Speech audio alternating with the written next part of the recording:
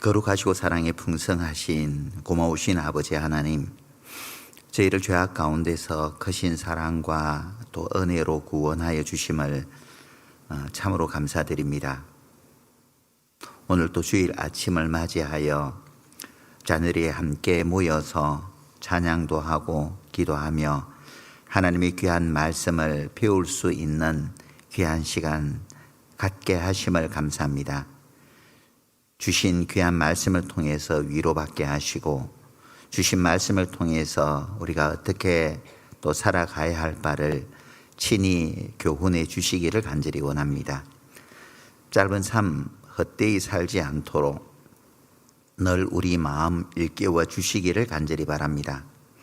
내일부터 있을 또 오전 전도 집회를 통해서도 하나님의 구원의 역사를 우리가 모두 함께 또 경험할 수 있도록 도와주시고 이 모든 일로 하나님께만 영광 돌리는 저희들 되게 도와주시기를 간절히 바랍니다.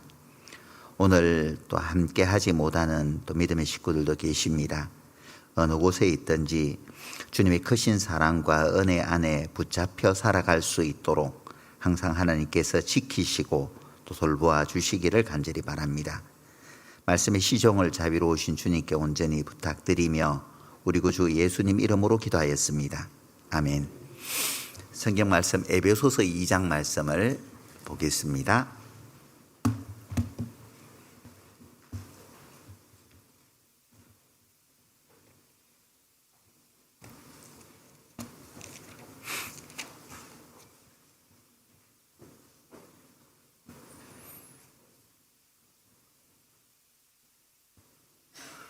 (2장 11절입니다) 2장 11절 말씀 제가 읽어보겠습니다. 그러므로 생각하라. 너희는 그때에 육체로 이방인이요 손으로 육체에 행한 할례당이라 칭하는 자들에게 무할례당이라 칭함을 받는 자들이라. 그때 너희는 그리스도 밖에 있었고 이스라엘 나라 밖에 사람이라. 약속의 언약들에 대하여는 외인이요 세상에서 소망이 없고 하나님도 없는 자이더니 이제는 전에 멀리 있던 너희가 그리스도 예수 안에서 그리스도의 피로 가까워졌느니라. 여기까지 읽었습니다. 이 말씀을 준비하면서 예전에 고등학교 때 봤던 시가 생각났어요.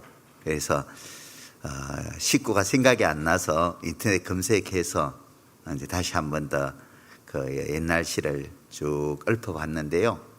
아마 다들 잘 아실 겁니다.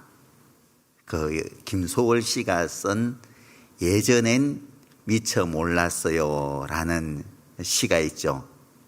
봄, 가을, 밤마다 돋는 달도 예전엔 미처 몰랐어요. 이렇게 사무치게 그리울 줄도 예전에 미처 몰랐어요. 달이 앞만 밝아도 쳐다볼 줄은 예전에 미처 몰랐어요. 이제금 저 달이 사무치게 그리울 줄은 예전에 미처 몰랐어요. 예전에 미처 몰랐어요. 좀 더 깊이 생각했더라면은 자연의 아름다움을 또 내 자신을 또 돌아보면서 또 잘잘못도 잘 살피면서 더 반듯하게 살 수 있었을 것인데 우리는 바쁘다는 핑계로 또 자신을 돌아보거나 또 깊이 어떤 것을 생각해 보거나 잘 그러지는 못하잖아요. 이스라엘 사람들이 이방인들을 뭐 짐승 보듯이 하잖아요. 그래서 계속 그렇게 이방인들로 하여금 어리석게 살도록 하기 위해서 시청각 교육을 이제 발전시켰잖아요. 시청각 교육이 나오면서부터 어떤 병폐가 생겼냐면은 사람들은 생각하는 것 자체를 싫어한다고 하죠. 요즘 이제 우리 아이들 지금 이제 청년들도 다 마찬가지지 않을까 싶어요. 시청각 교육을 굉장히 많이 학교에서 진행시켜 나가잖아요. 그러다 보니까 생각하는 것 자체를 사람들은 많이 싫어하죠. 생각하는 힘이 이제 사라져 간다고 합니다. 예전엔 미처 몰랐어요. 그렇게 지나고 난 후에 후회하기보다도 우리가 깊이 생각하면서 우리에게 주어진 삶을 살아가는 것은 지혜이지 않을까. 이제 한 해가 시작한 지가, 제가 여기 와서 동계 수련회 한 지가 사실 엊그제 같은데 말이죠. 벌써 이제 9개월이 거의 지나가잖아요. 자고 일어나니까 벌써 9개월이 지나가 버렸어요. 이제 석 달 조금 더 남은 것 같습니다. 왜 그렇게 시간이 잘 가는지 몰라요. 어제 저녁에 이제 잠이 안 와서 늦게까지 이제 책상에 앉아 있다 보니까는 추워서 창문을 닫았거든요. 너무 쌀쌀해서 창문을 닫아야 되는 그런 계절이 이제 찾아왔습니다. 이제 조금 지나면은 이제 노랗게 또 빨갛게 물든 단풍도 보게 될 것이고, 그렇게 물든 단풍도 또 조금 지나고 나면은 다 떨어지게 되겠죠. 그리고 이제 차가운 지난날이 너무 더워서, 지난 여름은 너무 더워서 어찌할 줄을 몰랐는데 아이고 그래도 여름이 좋았다라고 여름을 그리워하는 그런 겨울도 곧 찾아오게 될 겁니다.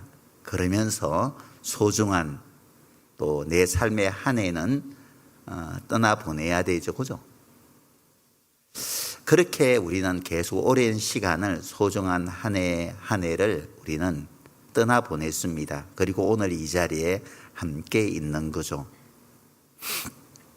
아무런 의미 없이 한 해 한 해를 보내며 나이를 1살, 2살 더 먹어가기보다도 한 번쯤 내 자신의 삶에 대해서 깊이 또 돌아보면서 생각도 해보고, 나는 정말 바르게 살고 있는지, 하나님은 나에게 있어서 어떤 분인지, 내가 왜 하나님을 섬기고 남은 삶을 복음을 위해서 살고 있는지, 하나님은 또 나를 어떻게 또 살펴보고 있는지 한 번쯤 깊이 생각해 봐야 되지 않을까.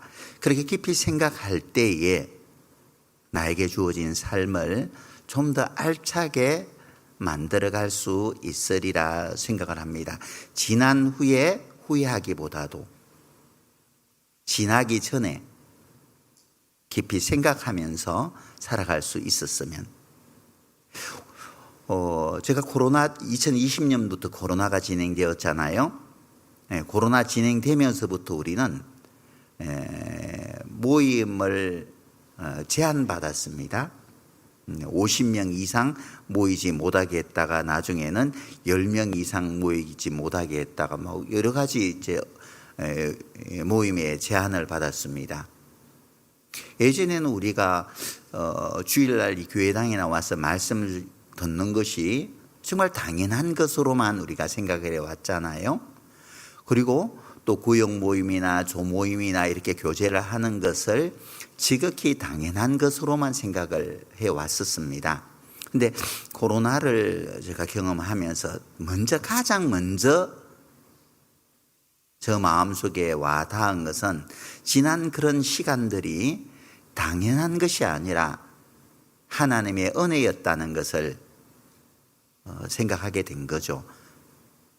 내가 왜 그렇게 자유롭게 교제할 수 있었을 때에 왜 감사하지 못했을까? 후회도 되기도 하고요. 사실 우리 가까운 나라인 그 중국에는 이렇게 우리처럼 이렇게 자유롭게 모여서 교제를 할 수 없잖아요.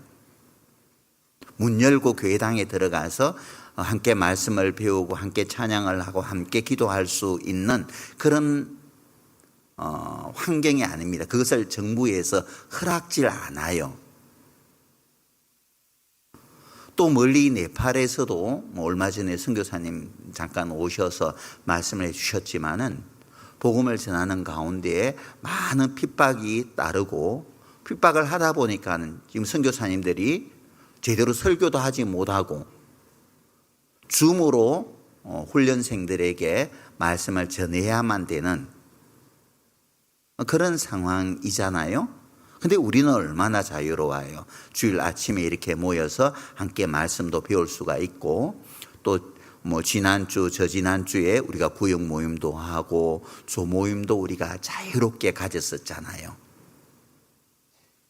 이 모든 것이 당연한 것이 아니라 내가 이 모임을 갖지 않으면은 내 신앙이 무너질 수도 있고, 또 교회를 통해서 땅끝까지 복음을 전할 수 있도록 교회를 더욱더 성장시켜주는 하나님의 은혜인데, 하나님의 은혜라는 것을 생각한다면 우리는 정말 하나님께 감사할 수 있잖아요. 오늘 하루하루의 삶이 이렇게 모여 있다는 이 자체만으로도 하나님 앞에 정말 감사할 수 있잖아요. 그죠? 자, 그래서 오늘 말씀 주제는 생각하라예요. 11절에 보면은 그러므로 생각하라. 그러므로 생각하라. 뭘 생각해야 되느냐? 너희는 그때에 하나님의 은혜를 깨닫기 전에, 주님이 내 마음속에 찾아오시기 전에, 그때는 육체로는 이방인이요, 유대인들은 이방인들을 똑같이 인격체다라고 생각지를 않았었어요. 이 성경이 기록될 때만 하더라도 자신들은 하나님의 택한 선민이고, 그리고 이방인들은 심판받을 죄인으로 생각했기 때문에 사람처럼 여기지도 않았잖아요. 전에는 우리의 신분은 육체로는 이방인이요, 손으로 육체에 행한 할례당이라 칭하는 자들에게는 무할례당이라. 이스라엘 사람들은 난지 7일 만에 할례를 받잖아요. 택한 선민이기 때문에 하나님의 명령을 좇아서 할례당이고, 이방인들은 무할례당이라는 겁니다. 무할례당이기 때문에, 이방인이기 때문에 천국에 대한 소망도 당연히 없는 그런 존재라는 겁니다. 12절에 그때의 너희는 그리스도 밖에 있었고 이스라엘 나라 밖의 사람이라. 약속의 언약들에 대하여는 외인이요 세상에서는 소망이었고 또 하나님도 없는 자이더니. 우리가 주님을 만나기 전에는 정말 하나님 앞에 정말 아무런 가치가 없는 그런 존재였다는 거죠. 전도서 1장 2절에 기록된 말씀처럼 헛되고 헛되며 헛되고 헛된, 세상에 정말 가치 없는 것들만을 쫓아 살아오던 우리였었잖아요.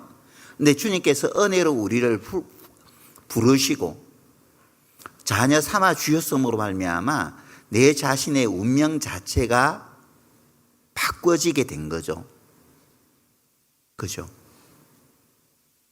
전에는 외인이었었는데, 아무런 소망도 없는 자였었는데, 우리가 하나님의 자녀로 받아들일 수 있게 된 것은 누구 때문이죠? 주님 때문에. 주님 때문에 우리가 이렇게 놀라운 신분을 얻게 되었다는 것을 생각하라는 겁니다. 2장 3절에 보면은 전에는 우리도 다 그 가운데서 우리 육체의 욕심을 따라 지내며 육체와 마음에 원하는 것을 하여 다른 이들과 같이 본질상 진노의 자녀였더니 긍휼에 풍성하신 하나님이 우리를 사랑하신 그 큰 사랑을 인하여 허물로 죽은 우리를 그리스도와 함께 살리셨고 너희가 은혜로 구원을 얻은 것이라. 전에는, 주님이 내 마음속에 찾아오시기 전에는, 주님이 나를 만나주기 전에는 우리는 하나님 앞에 본질상 진노의 자녀였다는 거죠. 죄인으로 태어나서 세상에 헛된 것만 쫓아 살다가 하나님 앞에 심판받을 수밖에 없는 진노받을 죄인이었다는 겁니다. 하지만 긍휼에 풍성하신 하나님의 사랑이 우리를 살리셨어요. 주님께서 십자가에 피 흘리심으로 속전으로 자신을 내어주심으로 말미암아 진노의 자녀가 아니라 하나님의 자녀로 받아들여지게 되었다는 거죠. 누구 때문에요? 누구 때문에? 예수님 때문에. 예수님이 나를 이렇게 영광스러운 위치로 올려주셨다는 겁니다. 로마서 5장 10절에 보면은 우리가 본질상 우리가 하나님과 원수되었을 때에 끔찍하잖아요. 마귀를 따라서 마귀에게 붙잡혀 마귀가 시킨 대로 하나님을 대적하는 죄만 짓던 우리였었잖아요. 근데 하나님께서 우리를 은혜로 부르셔서 자녀 삼아주시고, 그리고 영광스럽게도 하나님의 신부로 삼아주셨다는 겁니다. 하나님의 사랑이 내 신분을 이렇게 바꾸어 놓으셨다는 겁니다. 우리 주님이 나에게 이 큰 사랑을 베풀어 주지 않았다면 여전히 우리는 죄악 가운데서 살다가 하나님의 심판을 받을 수밖에 없었던 그런 존재였다는 거죠. 욥기서 25장 5절 6절에 보면은 하나님 앞에 우리는 벌레인 사람 구더기 인생이라 그랬잖아요. 벌레와 구더기 같은 우리가 어떻게 하나님의 신부라는 그 위치에 설 수 있게 되었습니까? 누구 때문에요? 예수님 때문에. 예수님으로 인해서 내 자신의 삶 전체가 송두리째 바꿔지게 된 거죠. 달라지게 된 거죠. 다른 삶을 살게 된 거라 말입니다. 베드로전서 2장 이 말씀을 잡아두시고, 에베소서 2장 말씀은 잡아두시고요, 베드로전서 2장 말씀을 보시겠습니다.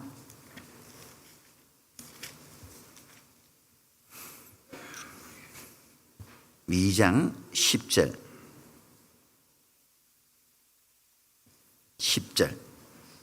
같이 한번 읽어보겠습니다. 너희가 전에는 백성이 아니더니 이제는 하나님의 백성이요 전에는 긍휼을 얻지 못하였더니 이제는 긍휼을 얻은 자니라. 전에는 하나님의 백성이 아니라 마귀에게 종노릇하던 우리였었잖아요. 그런데 예수 그리스도로 말미암아 이제 우리는 마귀로부터 해방되어서 예수 그리스도의 종, 예수 그리스도의 신부, 하나님의 자녀가 된 겁니다. 전에는 긍휼을 얻지 못했던 우리가 이제 하나님의 긍휼하심을 입어서 늘 하나님의 보살핌 속에서 오늘을 살 수 있게 된 거죠. 따지고 보면 누구 때문에 이렇게 된 거예요? 예수님 때문에. 예수님 때문에 달라진 내 자신의 삶을, 내 자신의 신분을 깊이 생각해 보라 이 말이죠. 뒤에 베드로전서 2장 25절 말씀 같이 한번 읽어보시죠. 너희가 전에는 양과 같이 길을 잃었더니 이제는 너희 영혼의 목자와 감독 되신 이에게 돌아왔느니라. 너희가 전에는 양과 같이 길을 잃었더니,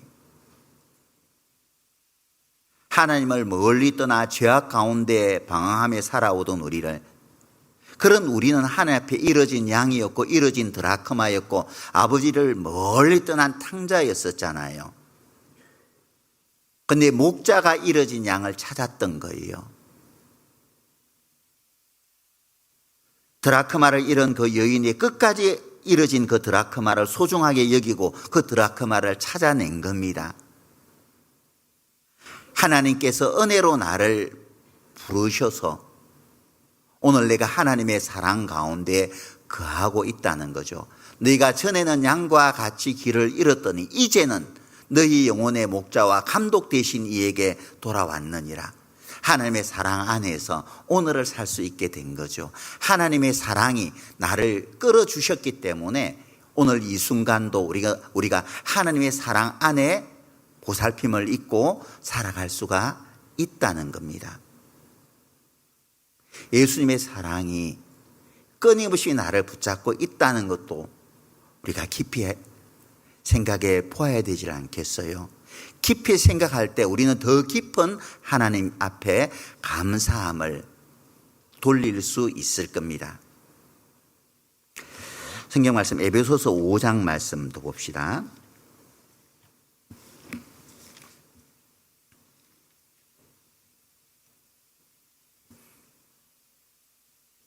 5장 8절입니다.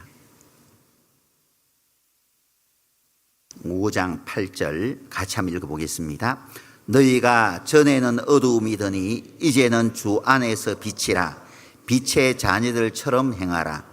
전에는 너희가 어두움이더니, 전에는 우리가 어두운 죄악 가운데서 살았어요. 그렇잖아요. 세상의 어두운 죄악 가운데서 방황하며 무엇을 위해 살아가야 될지도 모른 채 살았던 겁니다. 전에는 너희가 어두움이더니 이제는 주 안에서 빛이라. 빛 가운데로 하나님께서 우리를 옮겨 놓으셨다는 거죠. 창세기 1장 3절에 보면은 빛이 세상에 들어오기 전에 땅이 혼돈하고 공허하며 흑암이 깊음 위에 있고 하나님의 신은 수면에 운행하시더라. 이것이 구원받기 전에 우리의 마음이었잖아요. 혼돈 자체였고 마음은 텅 빈 그런 존재였다는 겁니다. 주님이 내 마음에 찾아오심으로 빛이 내 마음속에 살아가야 될 길이 보이게 되었잖아요. 무엇을 위해 살아가야 될지가 더욱 뚜렷해지게 되었잖아요. 주님이 찾아오지 않았다면 나는 여전히 오늘도 어두움 가운데서 방황하면서 살았어야 될 거예요. 주님이 내 마음에 찾아오심으로 말미암아 어둠에서 내가 벗어나서 오늘 이 순간 내가 빛 가운데 거하게 되었다는 것을 우리가 깊이 생각해 봐야 되는 겁니다. 깊이 생각할 때 정말 우리는 하나님께 감사할 수밖에 없어요. 안 그래요? 깊이 생각하지 못하기 때문에 감사하지 못하는 거죠.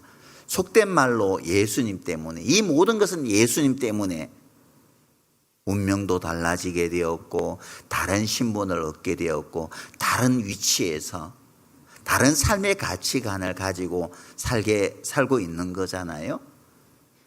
그래서 우리는 예수님 때문에 팔자가 쫙 펴진 거죠. 그죠? 예수님 때문에 팔자가 쫙 펴져서 지금은 어떻게 되었어요? 일자가 딱 돼버린 거예요. 팔자 펴지면 일자 되잖아요. 히브리서 3장 한번 봅시다.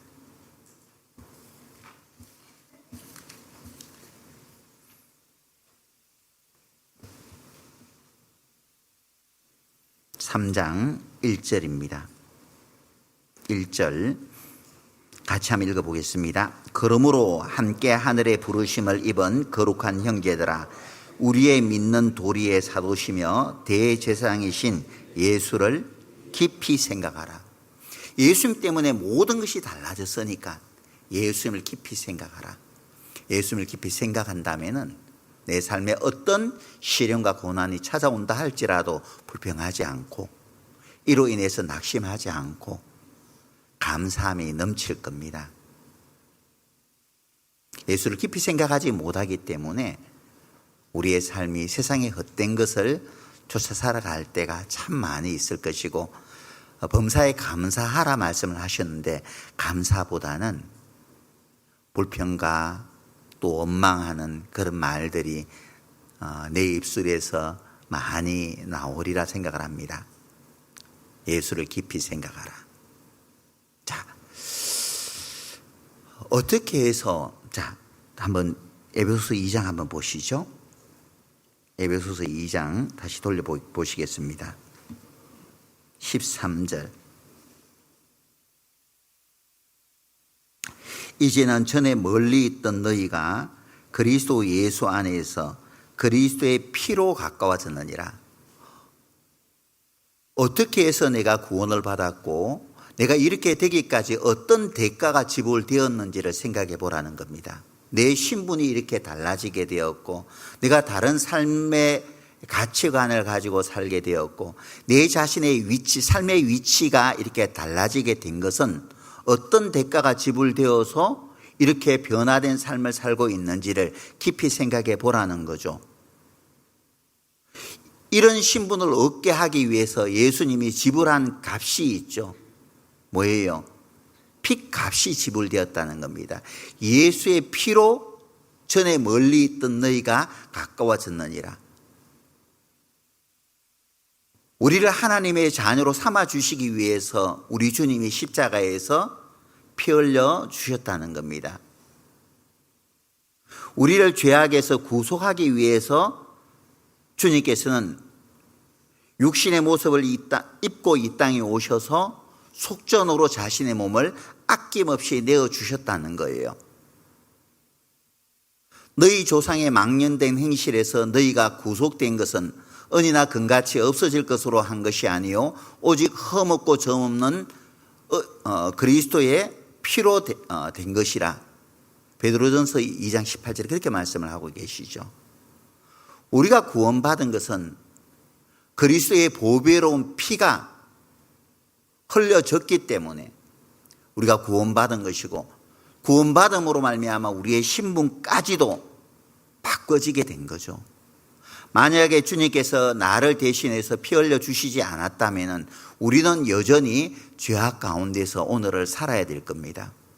그러나 주님께서 우리를 위해서 나를 대신해서 십자가에서 피 흘려 주심으로 말미암아 이렇게 놀라운 하나님 앞에서 귀한 신분을 얻게 되었고 또 새로운 삶을 살게 된 거죠. 고린도전서 6장 한번 찾아보시겠습니다.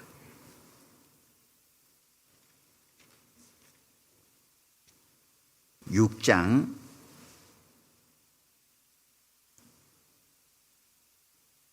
20절입니다.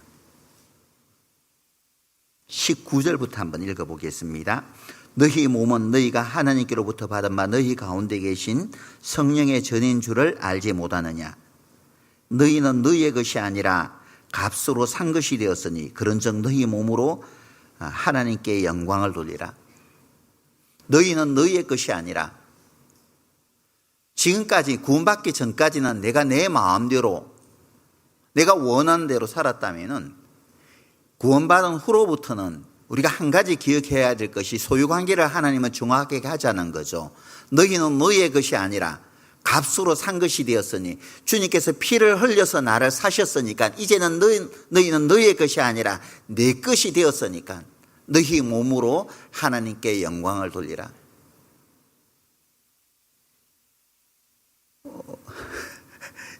제가 여기 있잖아요. 시계가 이게 아주 비싼 값을 샀거든요. 비싼 값을 주고 샀어요.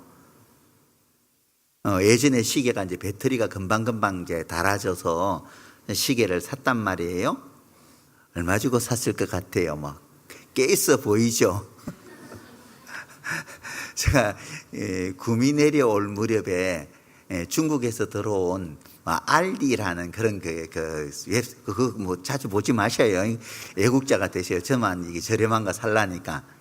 그래서 이제 살라고 하니까는 이제 이 스마트워치를 살려고 하니까는 워치를 한 6년 가까이 썼나요?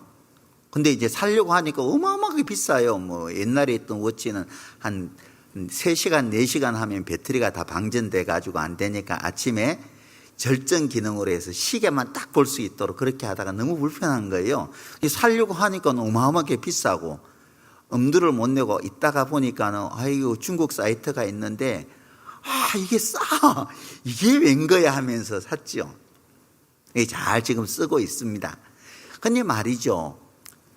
우리가 어떤 물건을 구매했을 때 비싸게 샀어요. 어떤 비싼 값을 지불해서 그 물건을 샀다면 그 물건을 소중하게 다룰 거예요. 만약에 이것을 삼성 다니시는 분들도 계신데 뭐 삼성 거다 뭐 하면은 정말 자주 닦아도 주고 말이에요. 뭐 운동할 때 이거 벗고 운동하고 막 이렇게 할 거예요. 소중하게 오래 쓰려고 비싼 거니까. 저렴하게 샀으니까 이거 뭐 물에 들어갈 때 이거 쓰고 뭐 일할 때도 이거 차고 하고 아무렇게나 이거 편해요. 그렇게 싸니까.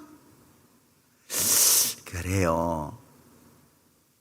우리가 어떤 것을 값을 지불하고 어떤 물건들을 구매를 하는데 내가 비싼 값을 지불하고 샀다면은 그 물건은 소중하게 다루게 될 것이고, 또 저렴하게 그 물건을 샀다면은 또 그에 걸맞게 그 물건을 사용하려고 할 거예요. 자, 주님은 우리를 사셨어요. 대가는, 우리를 사셨을 때에 지불한 대가는 뭐예요? 피해예요. 주님은 우리를 생명을 주시고 십자가에서 자신의 생명을 아낌없이 내어주시고 우리를 사셨다면은 나는 얼마나 존귀한 자예요.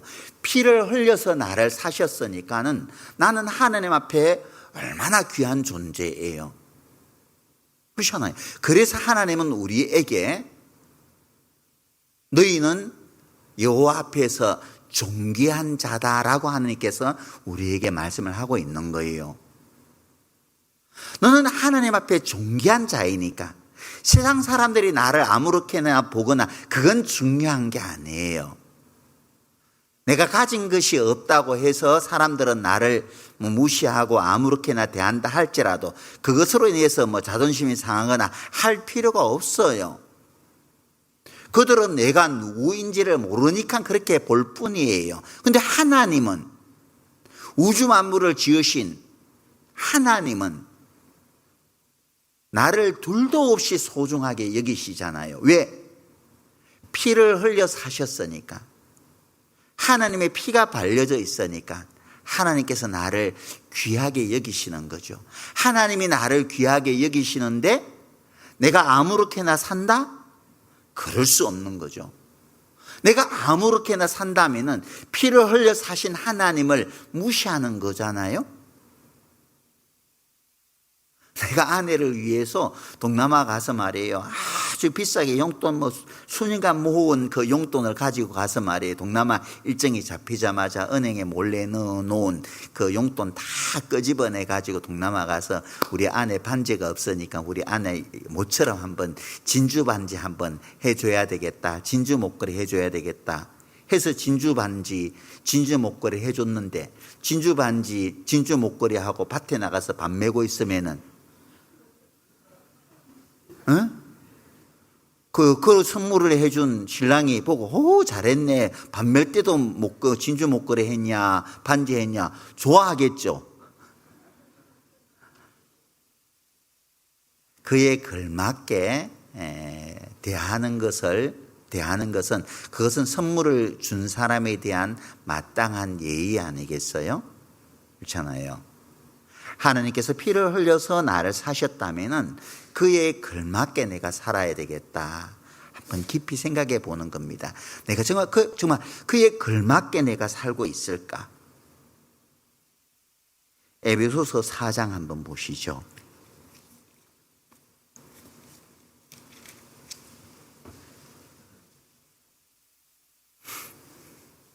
(4장) 1절입니다. 그러므로 주 안에서 같이 내가 너희를 권하노니 너희가 부르심을 입은 부름에 합당하게 행하여 모든 겸손과 온유로 하고 오래 참음으로 사랑 가운데서 서로 용납하고 평안에 매는 줄로 성령의 하나 되게 하신 것을 힘써 지키라. 그러므로 주 안에서 같이 내가 너희를 권하노니 너희가 부르심을 입은 부름에 합당하게 행하라. 하나님께서 나를 하나님의 자녀로 삼아 주셨다면 합당하게, 자녀답게 살라는 그런 뜻이잖아요. 부르심에 합당하게 행하라. 부르심에 합당한 삶이 뭐냐? 모든 겸손과 온유와 오래 참음으로 사랑 가운데서 서로 용납하고, 항상 삶 속에서 우리 주님이 겸손하신 것처럼, 주님은 겸손하여 나귀를 타고 예루살렘으로 들어가셨다 말씀을 하셨잖아요. 나도 주님의 그 겸손을 배우는 겁니다. 내 자신을 높이기보다도 항상 다른 사람들의 이야기를 많이 들어도 주고요. 그죠? 또 뭔가 하나 배우려고 하는 그런 마음, 가르치려고 하는 것보다도 배우려고 하는 그런 마음들, 주장하려고 하는 것보다는 한 번쯤 귀 기울이고 마음을 모아주는 것, 이게 겸손이잖아요. 겸손을 잃어버리면 우리는 모든 것을 잃어버리는 겁니다.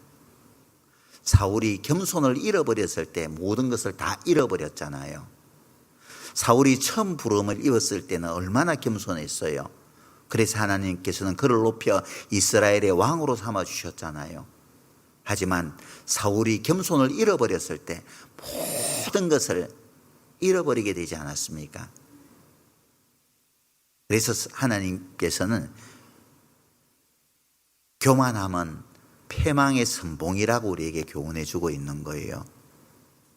겸손은 종기의 앞잡이지만은 교만한 마음을 품는 그 순간 망한다고 우리에게 늘 교훈해 주고 있어요.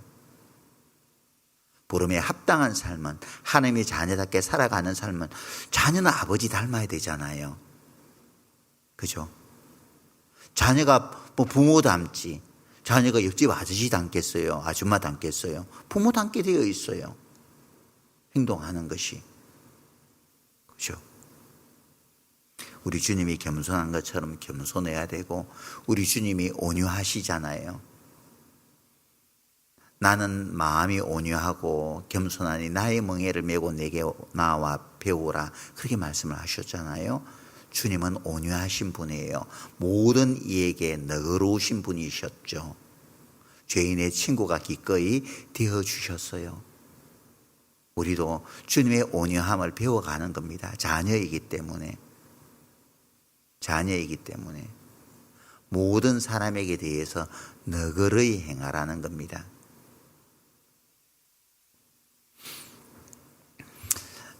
중국의 한 상창이라는 학자가 있었는데, 그 제자가 와서 이제 떠날 때가 다 되니까 제자가 와서 떠나기 전에 우리에게 한 가지 교훈을 꼭 남겨주세요라고 부탁을 했대요. 그러자 이 스승이 함께 있는 제자들에게 입을 크게 벌린 거예요. 보았느냐? 입을 크게 벌리면서 보았느냐? 제자들이 그것을 보면서 보았습니다 하면서 큰 깨달음을 얻었다고 하거든요. 뭘 보고 깨달았을까요? 스승은 입을 벌린 것밖에 없어요. 이제 봤냐? 깨달음을 얻었느냐? 물으니까 제자들은 예, 보았습니다. 이제 깨달았습니다. 라고 답을 했던 거죠. 도대체 이 스승은 제자들에게 마지막으로 교훈을 하고 싶었던 게 뭘까요? 입 벌린 게 무슨 교훈이죠? 자, 떠나는 스승의 이빨은 하나도 남지 않았던 거예요. 다 빠져서 남은 것이 아무것도 없었던 겁니다. 남은 것은 혀만 남았던 거예요. 강한 이는 세월이 지나면서 다 빠져버리지만은 부드러운 혀만 끝까지 남는다는 것을 스승은 제자들에게 알려주고 싶었던 거죠. 강한 것은 꺾이게 되어 있어요. 우리 스스로 정말 내가 참 자아가 강하다, 자꾸 죽여가야 되죠. 나는 원래 그래요. 원래는 저 기장 아래 원래가 있는데, 그죠? 원래부터 그렇게 핑계 댈 것은 아니에요. 하나님 우리 체질을 아시죠? 그러니까 사도 바울도 나는 날마다 죽노라 그랬잖아요. 날마다 자기 자아를 부서뜨려 갔다는 겁니다. 자아를 깨뜨려 갔다는 거예요. 그래야지 우리가 주님을 닮아갈 수가 있어요. 너희 속에 그리스도의 형상이 이루기까지 내가 다시 너희를 위하여 해산하는 수고를 하노라 그랬잖아요. 주님을 닮아가기까지, 온전히 주님의 삶이 나를 통해서 나타나기까지 우리는 주님을 닮아가야 돼요. 어제 봉사의 모임 때 어떤 형제님이 간증을 했어요. 이번 학예 수양회 때 안 가려고 했는데 막 도수장으로 끌려가는 양처럼 어쨌든 가셨다고 합니다. 근데 말이죠, 가자마자 무엇을 보고 마음에 열렸냐 하면은, 우리 수양회장에 가면은 그 입구부터 환하게 웃으면서 막 이렇게 하잖아요. 이게 장난이 아니에요. 더운 날에 말이 손 흔들고 있는 게 정말 고된 거거든요. 근데 어때요? 다들 우리 천사처럼 환하잖아요. 그래서 그것을 보고 놀래가지고 말이에요, 차 사고가 많이 난답니다. 그걸 보고 같이 이제 손 보고 좋아서 뭐 손 흔들어 주다가 그냥 또랑으로 들어가는 차들이 많이 있대요. 실제. 그리고 이제 뭐 그렇게 봉사 뭐 잔반 처리하면서 쓰레기를 뒤집어 쓰면서도 웃으면서 봉사도 하고 뭐 배식하면서도 늘 웃고 말이죠. 우리 삶을 통해서 그리스도가 나타나는 거예요. 그러면서 아주 굳었던 마음들이 열려지게 되는 거죠. 풀어지게 되는 겁니다. 우리의 착한 행실이 믿지 않는 사람들의 마음을 움직일 수 있어야 되잖아요. 그러기 위해서 우리는 주님을 닮아가는 겁니다. 주님의 겸손을, 주님의 온유함을 배워가는 거예요.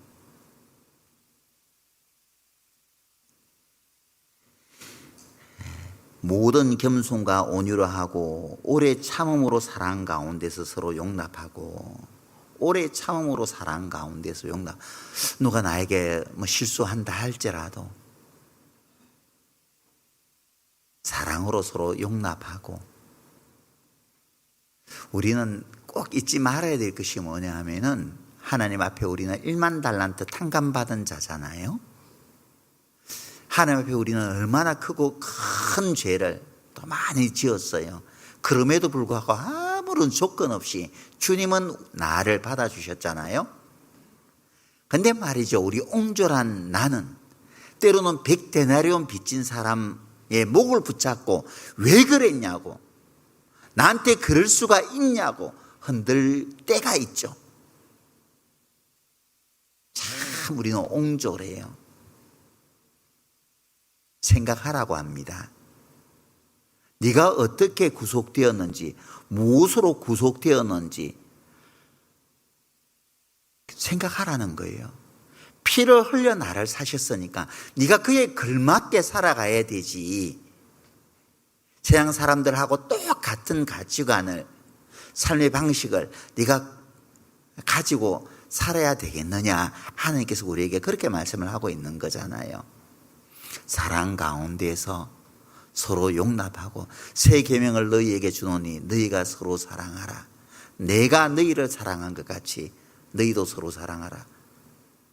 왜 새 계명이에요? 율법에도 서로 사랑하라는 것이, 서로 사랑하는 것이 율법의 가장 키워드인데 말이죠. 하나님을 사랑하고 네 이웃을 내 몸과 같이 사랑하라는 것이 율법의 키워드잖아요. 가장 중요한 핵심이잖아요. 그런데 왜 예수님은 이것을 새 계명이라고 말씀을 하셨어요? 왜? 구약에도 이미 이 서로 사랑하라는 말씀은 있는데 왜 예수님은 이것을 새 계명이라고 말씀을 하셨어요? 중요한 것은, 물론 구약의 율법에도 서로 사랑하라는 가르침은 있지만은 왜 예수님이 이것을 새 계명이라고 말씀을 하고 있냐면은, 내가 너희를 사랑한 것 같이 서로 사랑하라고 말씀하셨기 때문에 그래요. 주님이 그냥 인간적으로 사랑하는 것을 넘어서 주님이 나를 사랑한 것처럼 그렇게 사랑하라는 거예요. 아무런 조건 없이 주님께서 나를 받아준 것처럼 나도 그렇게 받아주라는 겁니다. 때로는 내 마음을 아프게 했던 사람이 있을지라도 내 자신과 끊임없이 싸우죠. 자꾸 내 자신을 쳐서 굴복시켜 나가는 겁니다. 물론 그런 깎여 나가는 가운데 아픔은 있죠. 그럼에도 불구하고 하나님은 나에게 사랑하라고 말씀을 하고 있는 거예요. 사랑하라고 가르침을 주고 있는 거죠. 자, 우리가 주님의 피로 나를 사셨다는 것을 생각한다면은, 잊지 않고 기억한다면은 우리는 더욱더 그에 걸맞는 삶을 살아야 되겠다, 그런 마음가짐을 가질 수 있잖아요. 오늘의 내가 하나님의 자녀로 있을 수 있는 것은 주님께서 피로서 나를 사셨기 때문에 오늘의 내가 있는 것이고, 내가 아무렇게 살 수 없는 것은 주님의 그 귀하신 피가 나를 사셨기 때문에, 세상 그 무엇과도 바꿀 수 없는 주님의 피로서 나를 사셨으니까는 나는 아무렇게나 살 수 없어, 그런 마음을 가질 수 있잖아요. 그죠? 다시 에베소서 2장 14절 말씀 보겠습니다.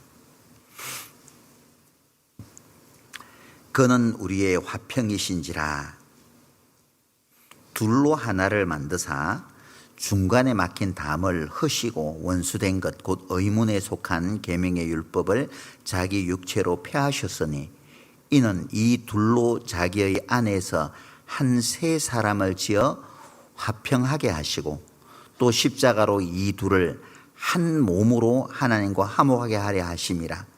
또 원수된 것을 십자가로 소멸하시고 또 오셔서 먼 데 있는 너희에게 평안을 전하고 가까운 데 있는 자들에게 평안을 전하셨으니 18절은 같이 읽겠습니다. 이는 저로 말미암아 우리 둘이 한 성령 안에서 아버지께 나아감을 얻게 하려 하심이라. 유대인과 이방인과의 관계는 물과 기름이 섞여질 수 없는 것처럼 섞여질 수 없는 그런 관계였었잖아요. 그런데 주님은 우리를 화평하게 하시는지라 중간에 막힌 담을 주님이 헐어버리셨다고 되어 있어요. 유대인이든지 이방인이든지 그리스도 안에서 하나님은 하나 되게 만들어 주셨다는 겁니다. 섞일 수 없는데 주님께서 십자가에서 자신의 몸을 내어주심으로 그는 우리의 화평이신지라 둘로 하나가 되게 하셨다 그랬잖아요. 막힌 담을 허셔서 둘이 하나가 되게 하셨고, 하나님 앞에 가는 그날까지 성령 안에서 하나가 되어서 나아가기를 하나님께서 원하신다라고 우리에게 교훈해 주고 있습니다. 유대인과 이방인이 이제 주님으로 말미암아 하나가 되었다면, 물과 기름이 섞일 수 없지만은 이제 섞여지게 되었다면, 우리가 주 안에서 하나가 되는 것은 전혀 어려움이 없어야 되잖아요. 그죠? 주님이 우리를 화평케 해 주셨기 때문에 주 안에서 우리가 하나 되는 것은 아무런 문제가 없다는 것을 우리는 깊이 생각해 봐야 되는 거예요. 그 찬송가에 보면은 주 안에 우린 하나 모습은 달라도 예수님 한 분만 바라네. 주 안에 우린 하나. 주 안에 우리는 하나잖아요. 예수님 한 분만 바라네. 사랑과 선행을 서로 격려하며 우리가 살아가야 되지 않겠어요? 그렇잖아요. 우리가 하나 되지 못할 이유가 하나도 없는 거예요. 우리가 늘 삶 가운데서 우리가 주 안에서 하나라는 것을 늘 기억해야 됩니다. 갈라디아서 3장도 보죠.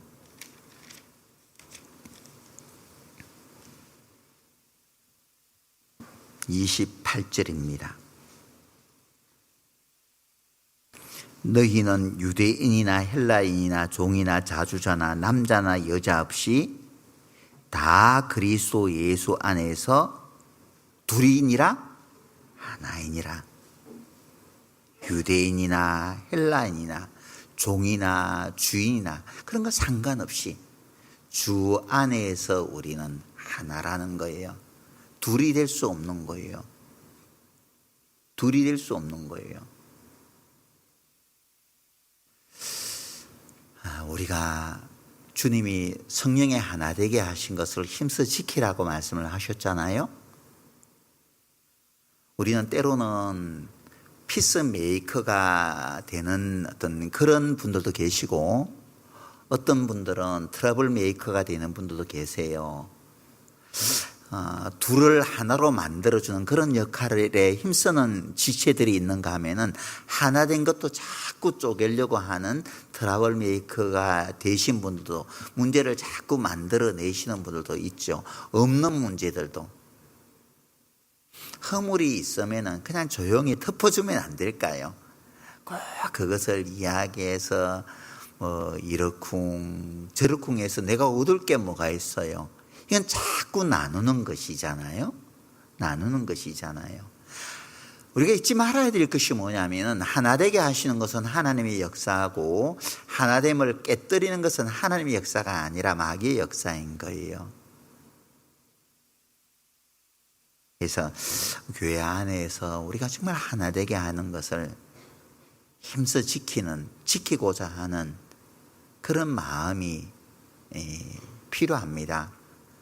전쟁할 때 여러 가지 작전들을 이제 세우게 되는데, 그 여러 가지 승리하기 위해서 세우는 작전 가운데 하나가 이간계라고 있죠. 이간계.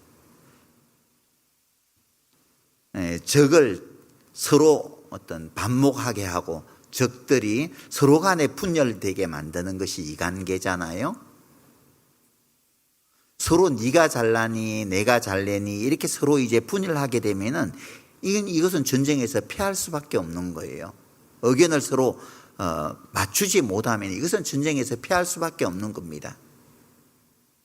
그래서 서로 마음을 나누도록 하기 위해서 스파이를 적진에 보내서 거짓된 말을 흘리게 하잖아요.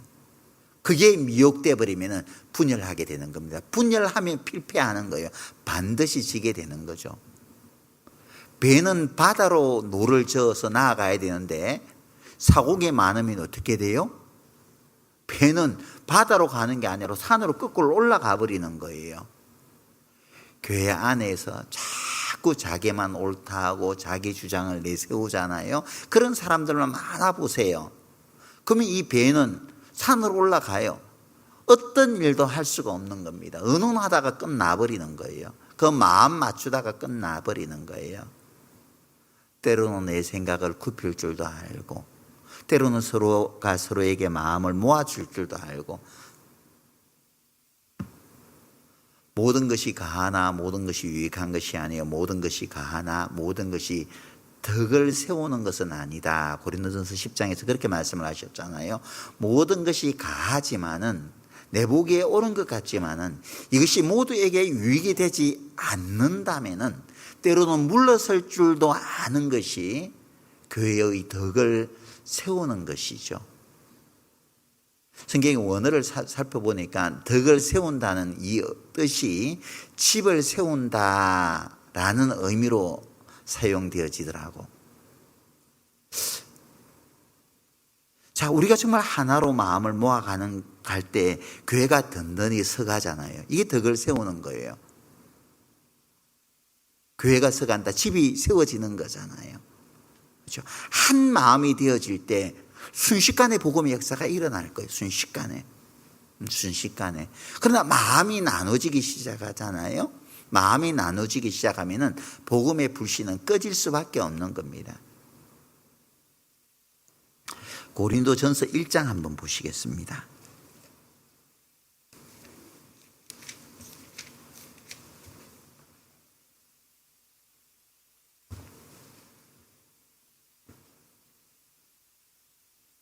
(1장 10절입니다) 형제들아, 내가 우리 주 예수 그리스도의 이름으로 너희를 권하노니 다 같은 말을 하고 너희 가운데 분쟁이 없이 같은 마음과 같은 뜻으로 온전히 합하라. 자, 사도 바울은 예수 그리스도의 이름으로 너희를 권하노니, 이것은 내 권면이 아니라 예수 그리스도의 명이라는 겁니다. 예수 그리스도의 이름으로 너희를 권하노니, 간절함으로 고린도 성도들에게 권면하고 있는 거잖아요. 고린도 교회는 많은 분쟁이 있었어요. 많은 분쟁이 있었던 교회입니다. 많은 분쟁이 있었던 고린도 성도들에게 뭐를 당부하고 있냐면은 같은 마음과 같은 뜻으로 온전히 마음을 모으라는 겁니다. 그래야지 같은 말을 할 수 있어요. 복음이 한 방향으로 전해질 수 있다는 겁니다. 같은 마음과 같은 뜻을, 의견을, 같은 뜻, 같은 의견을 말하거든요. 같은 의견을 세우지 못한다면은 복음이 한 방향으로 전해질 수가 없는 거예요. 마음이 분열되어 있는데 어떻게 복음이 제대로 전해질 수 있겠어요? 그래서 어떤 일이 있다 할지라도 우리는 같은 마음과 같은 뜻을 가져야 됩니다. 빌립보서 2장 2절에 보면은 마음을 같이하여 같은 사랑을 가지고 뜻을 합하며 한 마음을 품어 아무 일이든지 다툼이나 허용으로 하지 말고 마음을 같이하여 같은 사랑, 마음을 같이 할 때 같은 사랑이 되는 거예요. 그렇죠? 같은 마음과 같은 뜻으로 주님의 일을 행하기를 사도 바울은 또 빌립보 성도들에게도 당부하고 있는 거죠. 마음이 나눠지면은 의욕도 없고, 그죠? 마음이 나눠지면 의욕, 뭐 하고 싶은 의욕도 없고, 또 마음이 다른 곳으로 분산될 수밖에, 빼앗길 수밖에 없잖아요. 어제 봉사회 모임 때도 그런 말씀을 잠깐 드렸는데, 교회는 우리가 쉴 수 있는 쉼터예요. 교회는 정말 하나님 보시기에 주의 장막이 어찌 그리 아름다운지요 그랬잖아요. 교회는 참으로 아름다운 곳이에요. 주님이 계시기 때문에 아름다운 곳이잖아요. 아름다운 곳이고 그 안에는 주님이 계시고 주님의 말씀이 있고 주님의 위로가 있고 주님의 사랑이 넘치기 때문에 하나님의 자녀들은 교회를 가는 걸음이 기쁘고 즐거워야 돼요. 그렇잖아요. 교회를 나오는 것이 긴장이 아니라, 교회 갈 때마다 긴장하는 그런 게 아니라, 교회 가는 것 자체가 한 주간 내가 정말 힘들었는데 오늘 교회 가서 위로도 얻고 와야지. 그러니까 자매들을 만나서 힘을 좀 얻고 와야 되겠다. 그래서 자꾸 기다려지는 것 있잖아요. 사무치게 그리워하는 그런 마음이 우리 마음속에 있어야 돼요. 그러기 위해서 우리가 같은 마음과 같은 뜻을 가지는 것이 필요하죠. 서로 막 네가 올리 내가 올리 뭐 지지고 볶고 싸우고 그런 게 아니라, 그렇잖아요. 빌립보서 4장 한번 보시겠습니다.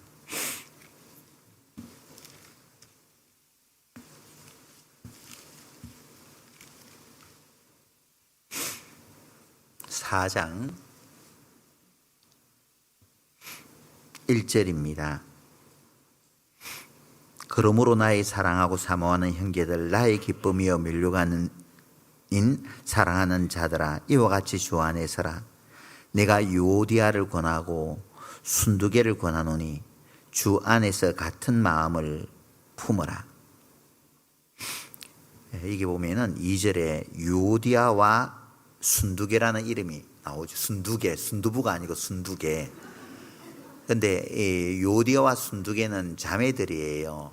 빌립보 교회에서 아주 중요한 일을 했었던 자매들이에요. 그런데 유오디아 자매와 순두개 자매가 서로 마음이 불편했던 거죠. 서로 갈등이 있었던 겁니다. 그래서 마음이 나눠지게 된 거예요. 빌립보 교회는 참 성경에서 중요한 교회거든요. 마케도니아의 지역에 있는 교회였었는데 데살로니가, 빌립보 이 두 개의 교회는 사도 바울이 복음을 전할 때 정말 그 뒤에서 힘이 되어 주었던 교회가 이 두 교회거든요.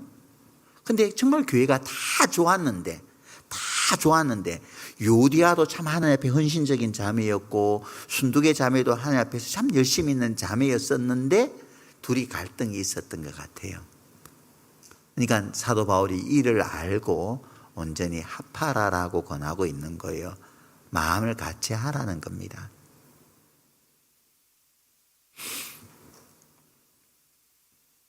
교회 안에서 조금 다를 수는 있어요. 조금 다를 수는 있어요. 다른 것을 틀렸다, 잘못되었다 그렇게 보지 마셔요. 나는 저 자매하고 왠지 싫어. 가면 굉장히 피곤해. 스트레스만 받아. 그 생각하지 마시고 가만히 내 자신을 오늘 한번 돌아보셔요. 내가 마음속에 가까이 하기 싫어하는 자매들, 형제들 있다면 풀어 좀 노력 좀 해보셔요. 자꾸 내 스스로 그런 찬송가 있잖아요. 내가 먼저 손 내밀지 못하고 내가 먼저 웃음 주지 못하고 내가 먼저 손을 내밀면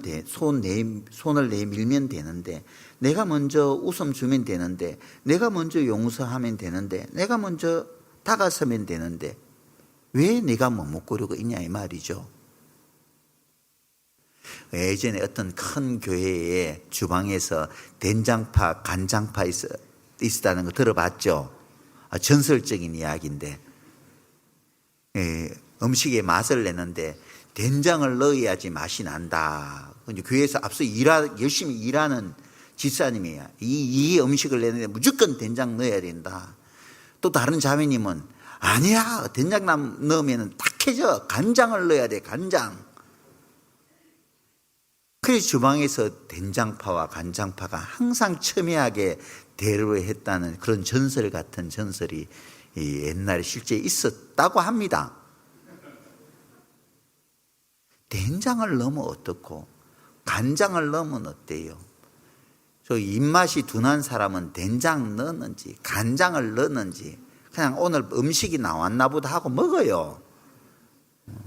맛을 별로 못 느껴요. 근데 작은 것 가지고 자기 주장을 자꾸 관철시키려고 하니까 다툼이 나는 거죠. 그죠? 그래서 항상 우리는 주 안에서 하나라는 것 잊지 말아야 될 겁니다. 그리고 다시 에베소서 2장 한번 돌려보시겠습니다.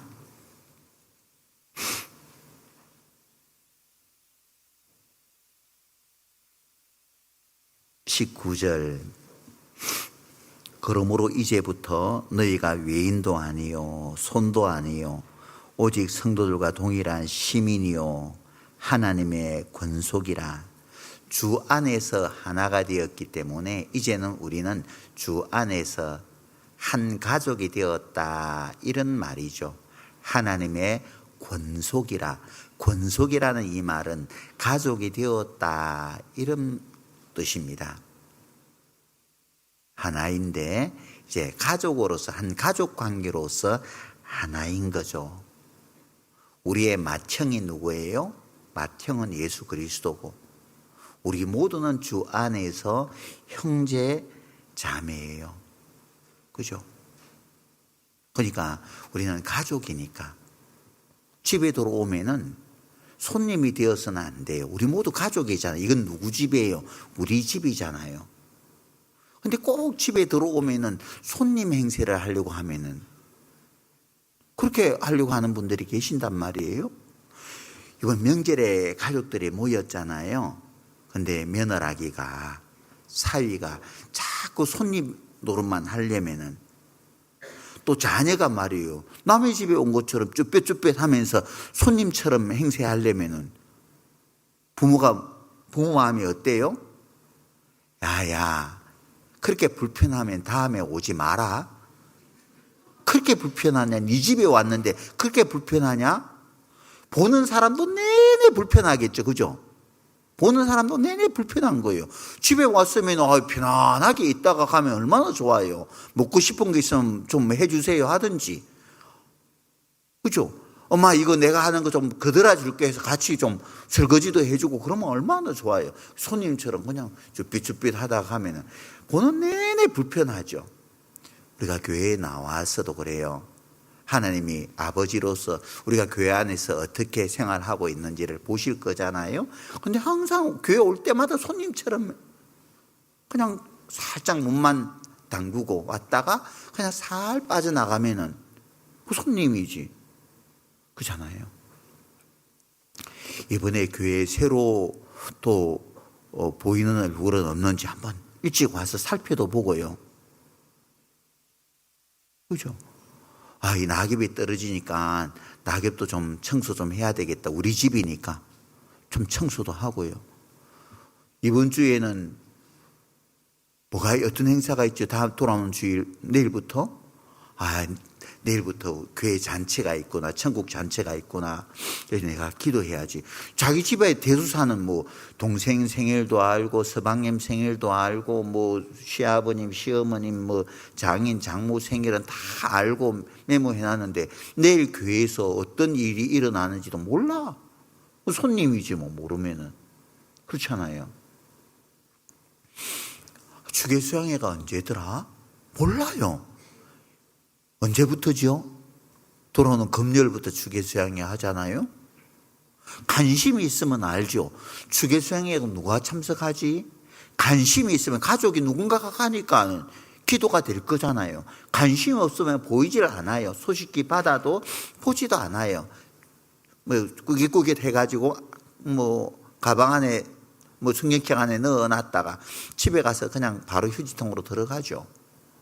관심이 있으면 하나하나 잘 살펴보는 겁니다. 관심이 없으면 그냥 잡아 던져버리는 거예요. 그렇잖아요. 우리는 가족이에요. 가족. 서로가 서로를 챙겨주고 서로가 서로의 부족한 부분들이 있으면 또 채워도 주고 말이죠. 힘들어하면은 또 붙들어 일으켜도 주고. 시편 131편에 보면은 형제가 연합하여 동거함이 어찌 그리 선하고 아름다운고. 하나님께서는 하나님의 자녀들이 모여 있는 것을 어찌 그리 선하고 아름다운 거. 형제가 연합하여 동거함이. 하나님께서 하나님의 자녀들이 함께 모여서 말씀도 배우고 찬양도 하고 기도하는 것을 어찌 그리 선하고 아름다운 거. 감탄하고 있잖아요. 정말 하나님께서는 아름답게 보시는 거예요. 하나님의 건속이 모여서 가족들이 모여서 이렇게 함께 말씀을 배우는 것, 또 복음을 전하는 것, 하나님께서 정말 기뻐하셔요. 133편 3절에 보면은 거기서 여호와께서 복을 명하셨나니 곧 영생이로다. 그곳에서 하나님께서 복음의 역사를 이루어 가시겠다는 거잖아요. 교회를 통해서 하나님은 죽은 영혼을 살리는 그 역사를 이루어 가시겠다는 겁니다. 그래서 이 무리 가운데 우리가 있음을 정말 감사해야 돼요. 내 곁에 하나님께서 귀한 믿음의 동력자를 주셨다는 것을 생각하라는 거예요. 우리는 주 안에서 하나라는 것을 생각하라는 겁니다. 이렇게 아름다운 교회를 하나님께서 또 가족관계를 하나님께서 만들어 주셨으니까는 추석날이 가까이 다가오면은 보고 싶잖아요. 형제간들 추석날 되면은 만날 수 있으니까 추석날이 기다려지잖아요. 그렇죠? 우리 마음속에 그런 교제를 사모하는 마음이 필요합니다. 히브리서 10장입니다.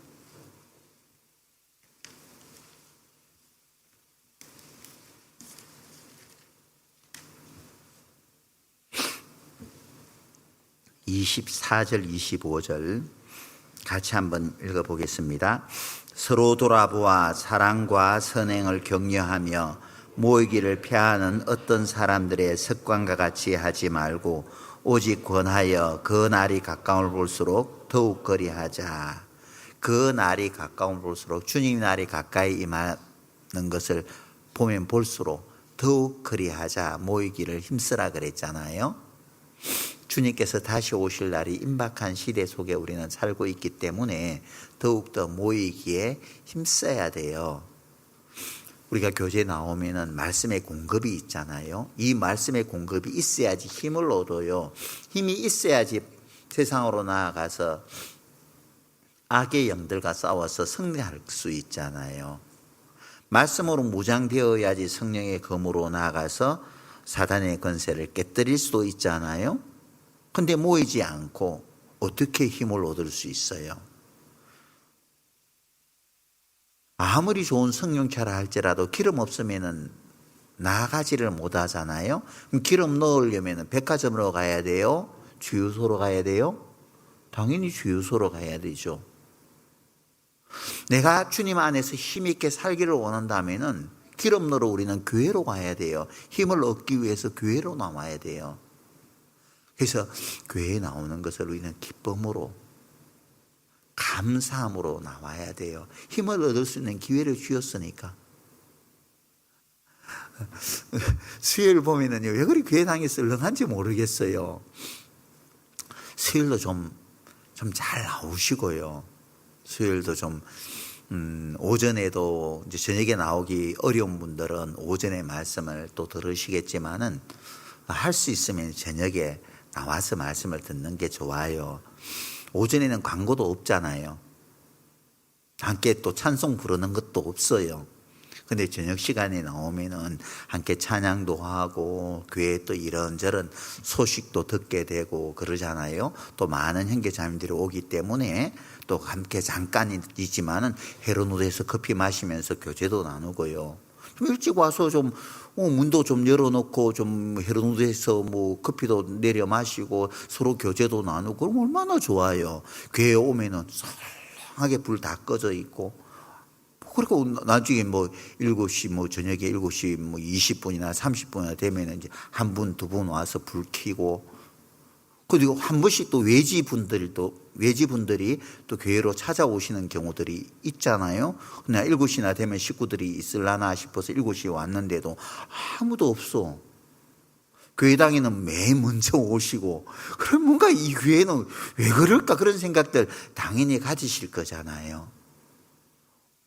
우리가 교회를 사랑하고 우리가 교회의 주인이라는 그런 주인의식을 갖는다면은 좀 뭔가 교회를 아름답게 만들어 가야 되겠다 하는 그런 생각들을 우리 모두가 함께 가져야 되잖아요.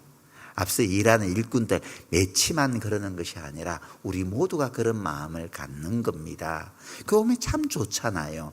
상처난 심령들이 교회 안에서 위로도 받고 또 힘을 얻기도 하고 그러잖아요. 그래서 수요 말씀도 집에 앉아서 뭐 유튜브로 말씀 들으셔요? 에이, 유튜브로 말씀 들으면요 제대로 들려요? 코로나 때 그때 할 수 없으니까 유튜브로나 줌으로 말씀을 들었지 제대로 말씀 안 들렸었잖아요. 그때요. 다 경험해 봤잖아요. 뭐 빨래 개면서 말씀을 듣고 음식 요리 준비하면서 조금 듣다가 한 개 흘려버리고 그러잖아요. 다 안 보고도 제가 알죠. 집에서 말씀 들었다 말하지 마세요. 그거 들은 게 아니에요. 듣는 신용한 거죠.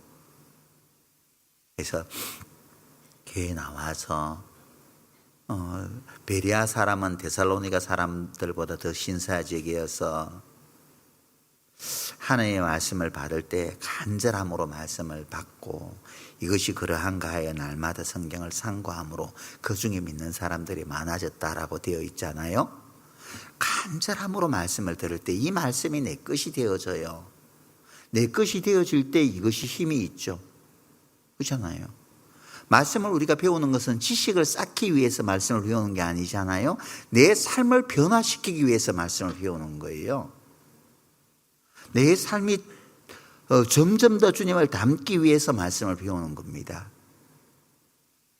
그래서 수요일날 또 주일날 구역 모임, 조모임 계속 말씀이 전해지잖아요. 오늘 방송실 자막 하나도 안 띄우죠. 평소 때면은 말씀에 자막이 띄어야 되는 자막이 안 뜰까 좀 의아해하는 분들 계실 거예요. 오늘부터 방송실 다 내려와서 말씀을 들으라고 했거든요.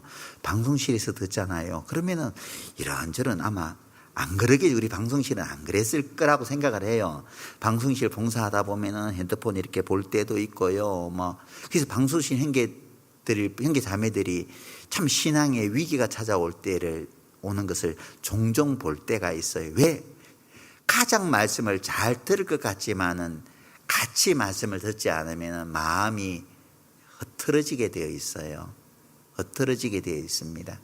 그래서 방순실 형제님 신앙 손해보면 안 되니까 주일날에는 그냥 자막 좀 띄워주면 좋겠지만은 또 방순실 형제들은 자막 띄우느라고 말씀을 제대로 못 들을 수 있으니까 좀 우리가 좀 이해하고 성경 찾는 것도 훈련해야 되잖아요. 그래서 방순실 형제들도 다 내려와서 오늘부터 말씀을 들으라고 교제를 했고 또 수요 말씀에도 또 그렇게 할 거예요. 우리가 이 자리에서 말씀을 듣는 것이 정말 필요해요. 말씀을 우리가 음식 잘 먹는 사람들이 건강하잖아요. 근데 자녀들 가운데도 음식을 보면 깨지지 먹는 자녀들이 있잖아요. 부모들 보면 속 상해요, 안 상해요? 속 상하잖아요. 좀 맛있게 먹으라고. 좀 많이 먹으라고. 그래야지 힘쓰지. 그리 먹고 어떻게 힘을 쓰냐고. 그렇게 하잖아요. 근데 우리가 하나님의 자녀로서 왜 음식을 그렇게 시원찮게 먹냐고요. 맛있게 먹어야죠. 그죠? 말씀을 많이 먹어야지 힘이 나는 거예요. 말씀을 제대로 공급받지 않으면 힘 없어요. 신앙에 힘이 없는 거예요. 시편 118편 말씀 보시겠습니다. 시편 118편입니다.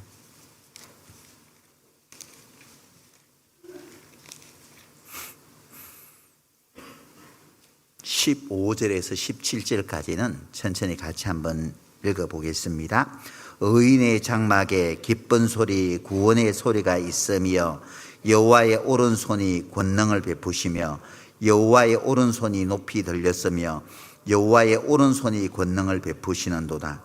내가 죽지 않고 살아서 여호와의 행사를 선포하리로다.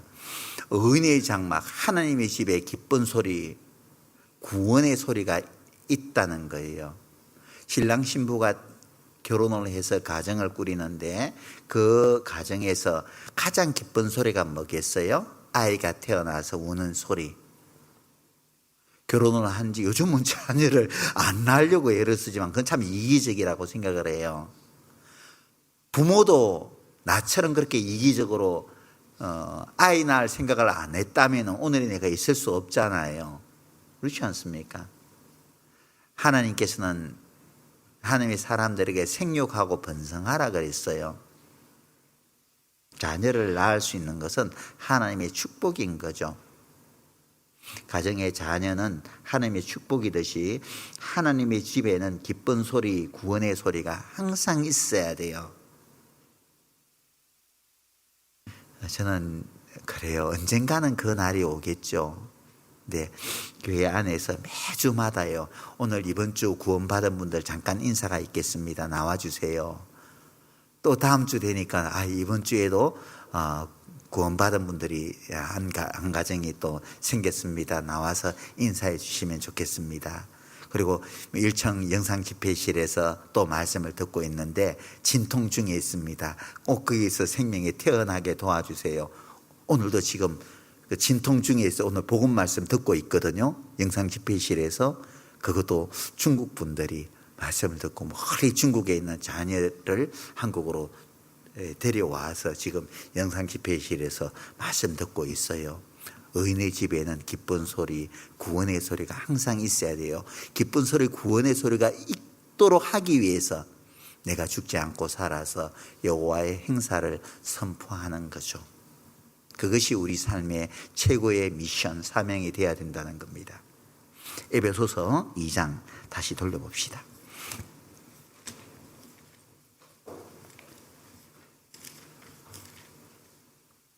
2장 20절입니다. 너희는 사도들과 선지자들의 터 위에 세우심을 입은 자라. 그리스도 예수께서 친히 모퉁이 돌이 되셨느니라. 그의 안에서 건물마다 서로 연결하여 주 안에서 성전이 되어가고 너희도 성령 안에서 하나님의 거하실 처소가 되기 위하여 예수 안에서 함께 지어져 가느니라. 교회는 지금도 지어져 가고 있죠. 한 사람 한 사람의 영혼이 구원받을 때 그 위에 벽돌이 하나하나 쌓여져 올라가는 겁니다. 이 벽돌로 온전히 하나님의 집이 완성되었을 때 주님이 다시 오시잖아요. 그 집의 기초가, 머릿돌이 그리스도가 되어주셨다는 겁니다. 주님께서 하늘의 미랄이 되어서 우리를 위해서 십자가에서 피를 쏟아주시고 사도들과 선지자들의 터 위에 세우심을 입은 자라, 사도들과 선지자들이 또 그 위에 또 피를 쏟아주신 거예요. 그 위에 벽돌이 한 장 한 장 계속 쌓여져 올라갔다는 거죠. 이 말씀은 하나님의 복음의 역사는 희생 없이는 복음의 역사는 이루어질 수 없다는 것, 복음의 역사는 나타날 수 없다는 것을 꼭 생각하라는 겁니다. 너희는 사도들과 선지자들이 터 위에 세움을 입었다는 것, 그리스도 예수께서 친히 모퉁이 돌이 되어 주셨다는 것을 생각하라는 겁니다. 사도들이 나를 위해서 피를 흘렸고 땀을 흘렸고 눈물을 흘려주셨다면 오늘 나는 어떻게 살아야 되겠어요? 어떻게 살아주기를 하나님께서 기대하시고 어떻게 살아주기를 앞서간 선지자들과 사도들이 기대하겠습니까? 이제는 네 차례라는 거죠. 이제는 우리 차례라는 겁니다. 이제는 네가 희생하라는 거예요. 오늘의 구미교회가 이만큼 성장하기까지는 먼저 구원받은 분들의 희생이 있었기 때문이죠. 오늘날 우리나라의 복음이 전해지기까지는 외국에서 좋은 조건들을 다 마다하고, 처음 우리나라 얼마나 가난한 나라였었어요. 복음은 들어가지 않아서 얼마나 척박한 나라였습니까? 얼마나 배타적이었었어요. 특히나 경상도 굉장히 배타적이죠. 유교 문화가 워낙 뿌리 깊게 내려 있다 보니까 얼마나 복음 전하기 어려운 그런 곳이에요.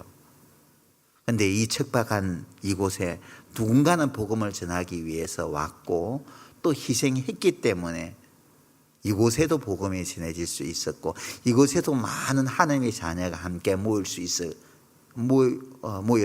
교제할 수 있는 것이고, 또 소망 가운데 하나님께서 부르시는 그날까지 오늘 하루하루를 기쁨 가운데에서 살아갈 수 있는 거잖아요.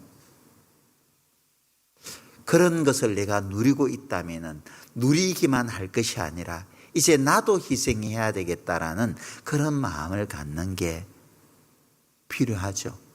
너희는 가서 모든 족속으로 제자를 삼아 아버지와 아들과 성령의 이름으로 진리를 주고, 이제 하나님의 사랑을 입은 자녀들이 그 사랑을 입고 성장했다면 이제 너희는 가라고 하나님께서 우리에게 명하잖아요. 그래서 많은 분들이 본토 친척 아버지 집을 떠나서 갈 바를 알지 못하고 여러 나라에서 90개 넘는 나라에 지금 복음이 다 전해졌잖아요. 해외 교회는 1000개가 넘지 않습니까? 지금 벌써요. 이번에 10월 8일부터 키르기스탄, 아마 들어보지도 못했을 겁니다. 중앙아시아에 있는데요. 몽골보다 약간 비슷한 위도의 아주 가난한 나라죠. 그곳에서도 한국이 얼마나 좋은 환경이에요. 교육 환경도 좋고 문화 환경도 얼마나 좋아요. 또 사랑하는 가족들도 한국에 있어요. 그런데 그 곳에 이뤄진 영혼들이 와서 우리를 도우라라고 이야기를 하니까는 다 내려두고 모든 좋은 조건들을 내려놓고 그 척박한 나라에 가서 복음 전하고 있잖아요. 희생하지 않습니까? 또 누군가는 저 멀리 비행기를 타고 30시간, 40시간 정도를 가야만 되는 저 멀리 페루, 고도도 3000m 이상 되는 위치에 있다고 하죠. 3000m 정도 올라가면은 숨이 막혀요. 아마 지난해에 페루 갔다 오신 분들도 계신데 굉장히 고생했다고 이야기를 들었습니다. 한국 얼마나 사계절이 뚜렷하고 살기 좋아요? 근데 그 이뤄진 영혼들이 눈에 밟혀서 가서 또 복음 전하고 계시잖아요. 다 좋은 환경 내려두고 주님이 모퉁이 돌이 되어 주셨고 또 사도들과 선지자들이 이 땅에서 피와 눈물을 쏟아 주셨기 때문에 이제 내 차례구나, 그 마음으로 그곳으로 가서 전하는 거예요. 전하고 있죠, 지금도. 그럼 우리는 이제 이곳에서 편안히 누리고 있으면 돼요? 편안히 일상의 삶을 누리면 돼요? 아니죠. 내가 함께 가서 참여는 하지 못해도 마음으로 기도해 주고 물질로 또 후원하고, 그것이 우리가 해야 될 일인 거죠. 그렇죠? 그것이 우리가 해야 될 일인 거예요. 우리의 기도가 하나님께 상달되고 우리가 하나님께 드리는 작은 물질이 또 그곳에 드려지게 되어서 한 영혼을 건지는 일에 쓰여지게 되잖아요. 얼마나 귀하고 가치 있는 물질이 되겠어요. 그렇지 않습니까? 이 땅에 은행에 저축을 해봐야 나중에 떠날 때는 아무것도 가지 못하잖아요. 너희 보물을 하늘에 쌓아두라 그랬잖아요. 그 영혼을 건지는 일에 하나님께서 나에게 맡겨진 물질을 사용하는 것이 가장 가치 있게 사용하는 물질이 아니겠어요? 불의한 재물로 친구를 사귀라고 말씀을 하셨으니까 하나님께서 나에게 맡겨주신 그 내 것이 아닌 그 재물, 원래 주님 것이니까 불의한 재물이잖아요. 그것으로 잃어진 영혼을 건지는 일에 쓸 수 있어야 되는 겁니다. 10월 8일 선교에 앞서서 10월 6일 주일에 이제 우리 교회에서 해외 선교 기금 마련을 위한 바자회가 있잖아요. 어제 봉사의 부회장님이 목사님 바자회 간곡 좀 꼭 해주세요. 에이 안 할랍니다 하고 안 할 생각이었는데 오늘 또 하게 되네요. 바자회 해요. 그래서 다 적은 물질이지만은 함께 참여해요. 함께 참여하는데 의미가 있는 거잖아요. 저 봄에 와서 봄에 우리가 이제 학예 수양의 기금 마련을 위한 바자회 했잖아요. 제가 이제 커피를 좋아하니까 오래 전부터 제가 이제 커피를 볶고 또 커피를 나름대로 만들어서 선물도 하고 그러니까 다들 좋아하셔. 선물 받은 분들마다 좋아하셔서 지난 봄에 바자회 할 때 커피 만든 것을 이제 바자회로 내놓았더니 형제자매들이 맛은 없어도 맛있게 먹어주시고 또 기쁨으로 사주시니까 감사하더라고. 또 그 물질로 또 학예 수양의 기금으로 헌금할 수 있으니까 감사했거든요. 또 이제 봉사에서 목사님 이번에도 커피 만드시죠? 그거 만들려면 장난이 아니에요. 막 커피 볶아야 되죠. 또 그것도 뭐 이제 봉지에 갈아서 봉지에 담아야 되죠. 뭐 이렇게 또 뭐 인쇄해야 되죠. 그게 장난이 아니거든요. 쉽게 되는 게 아니에요. 자꾸 나 이번에는 못해요 했다가도 기대하는가가 있을 건데 엊그저께 엄청 더운 날에 말이에요. 이 커피를 볶는데 등에서는 땀이 줄줄 흐르지 손에는 목장갑 뜨거운 것을 만져야 되는 거 볶을 때 뜨거운 것을 만져야 되기 때문에 목장갑을 꼈는데 한 3시간 목장갑을 꼈다 넣었다 꼈다 뺐다 하다 보니까는 땀띠가 이 손가락에 나가지고 정말 힘들었거든요. 근데 지금은 좀 우선하네요. 그래도 감사해요. 이렇게 하나님 앞에 가면은 누군가는 제가 드린 그 물질로서 구원받은 분들이 있을 거잖아요. 아이고, 그 형제 때문에 내가 구원받게 되었어요. 커피 향 아주 좋대요. 그렇게 말할 거잖아요. 기쁨으로 하는 거죠. 기쁨으로 내가 가진 그 재능, 복음을 위해서 쓰는 거죠. 기쁨으로. 하나님께서 나에게 맡기신 물질 가지고 기쁨으로 또 드리는 겁니다. 그 영혼을 건지는 일에. 하나님께서 정말 기뻐하시리라 생각을 해요. 그래서 10월 6일 바자회가 있는데 모두 기쁨으로 모두 함께 참여해 주셨으면 좋겠습니다. 우리는 한 가족이니까 우리 구미교회만 가족이 아니라 까라발타도 키르기스탄 까라발타도 우리 가족이잖아요. 페루의 쿠스코도 우리 가족이에요. 같은 주 안에서 우리가 하나잖아요. 같은 가족인 거예요. 지금 쿠스코는 수양관 건축하고 있어요. 물론 구미교회에서 많은 물질을 지원한 것으로 알고 있습니다. 교회당 건축할 때도 많은 물질을 지원했고 또 수양관을 지금 짓고 있는데 페루가 워낙 큰 땅이에요. 끝에서 끝까지 가는데 비행기 타고 한 2-3시간 이상 걸릴 겁니다. 근데 모여서 교제하려면 한 곳에 우리 한국처럼 한 곳에 수양관에서 모여서 교제한다는 것은 수양회를 한다는 것은 어렵기 때문에 끝과 끝에 수양관을 만들어 놓고 이제 학예 수양회를 진행하는 거예요. 그래서 그 구스코 중심으로 수양회를 진행하기 위해서 수양관을 직영으로 해서 짓고 있는 것을 아마 밴드에 아마 계속 올라오고 있는 것을 저는 봅니다. 아마 관심 있는 분들은 밴드 가입해서 그 구스코 건축 되어가는 그 과정도 한번 보시면 참 은혜가 되리라고 생각을 해요. 또 구스코 성도들이 시작할 때는 30-40명 시작했던 그 교회가 지금은 250에서 300명이 넘는다고 하거든요. 그래서 선교사님이 빨리 한 분 오셔야 되는데 기도가 됩니다. 이제 그렇게 말씀을 하셔요. 근데 이제 수양관은 거의 마무리 단계가 되어 가는데, 원래 우리가 건축하다 보면은 마무리 때 돈이 많이 들어가잖아요. 저도 이제 서울이나 광주 있을 때 해외 후원 교회들 건축하는 것들 많이 지원을 해봐서 알죠. 근데 이제 궁금해서 또 격려차 한 번씩 전화를 해서 이제 마무리 단계인데 필요한 것 있으면 이야기해 보셔요 하면은 미안해서 필요한 것 없어요. 우리가 넉넉해요. 우리가 잘하고 있어요. 그렇게 말은 합니다. 왜 필요한 것이 없겠어요? 차마 말을 못하는 거죠. 힘 닿는 데까지 해보겠다, 그런 마음이죠.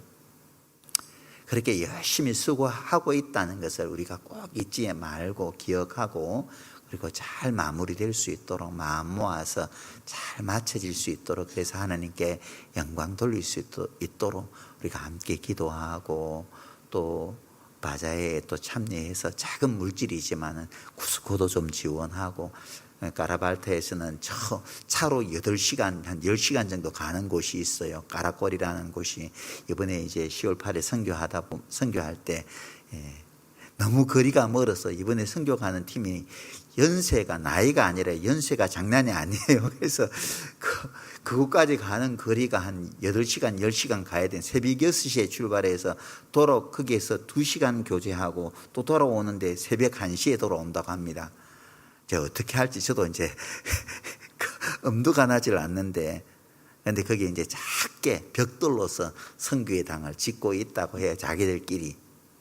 어떤 구원받은 형제가 자기 집 한 켠을 또 내어 주셔가지고 헌사하셔가지고 거기다가 이제 선교의 당을 짓고 있다고 합니다. 여기도 작은 물질이 좀 필요하지 않겠어요? 그래서 우리가 기쁨으로 또 이런 선교 헌금에도 참여하고 또 바자에도 참여하고, 내가 좀 외식하는 거 조금 아끼면 얼마든지 기쁨으로 할 수 있잖아요. 그죠? 자녀들과 피자 한 판 먹을 것, 통닭 한 번 사 먹을 것 아끼면 얼마든지 참여할 수 있습니다. 못 해놓고 하면은요. 그래서 기쁨으로 또 바자회도 참여해 주셨으면 좋겠습니다. 생각하라. 데카르트가 그런 말을 했다고 하죠. 나는 생각한다. 고로 나는 존재한다. 생각할 수 없는 사람은 살아있지만 살아있다라고 말할 수 없는 거죠. 우리는 끊임없이 생각해야 되는 겁니다. 하나님께서 나에게 베풀어 주신 사랑, 어떻게 해서 내가 오늘 이 자리에 있을 수 있는지, 또 주님께서 어떻게 해서 나를 이런 위치에 있게 만들어 주셨는지, 나를 이 자리에 있게 하기 위해서 주님은 어떤 값을 지불해 주셨는지, 우리가 주 안에서 정말 하나라는 것도, 예수님으로 인해서 우리는 주 안에서 하나가 되었다는 것도 다 잊지 말아야 될 일이죠. 이제 우리가 주 안에서 한 가족이 되었다는 것도 깊이 생각해야 되죠. 잊지 말고.